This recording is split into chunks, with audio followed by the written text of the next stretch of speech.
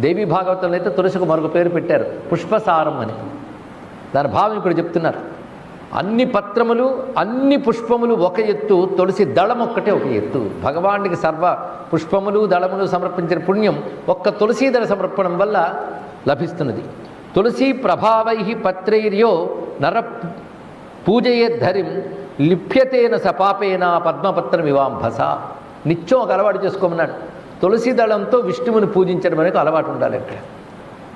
ఎందుకంటే ధ్యానాలు కీర్తనలు ఎన్ని చేసినా పూజకున్న శక్తి చాలా విశేషం. ఇది గుర్తుపెట్టుకోవాల్సింది. ఎందుకంటే మనం మేధావులు అనుకున్న వాళ్ళు పూజలను ఎలా చేస్తుంటారో మేము చూస్తుంటాం. విసిరు కొట్టినట్టు ఏదో మొక్కుబడిగా పడేస్తుంటారు దేవుళ్ళ మీద. ఎందుకంటే మేము జపపరాయణం ధ్యానపరాయణలు అనుకుంటాం. కానీ పూజకున్న శక్తి అంతా ఇంత కాదు. ఇప్పుడు పూజ గురించి చెప్పాలంటే పెద్ద ప్రవచనం అది. ఎందుకంటే మొత్తం త్రికరణములు మునిగేది పూజలోనే. జపంలో ఒక కరణమే,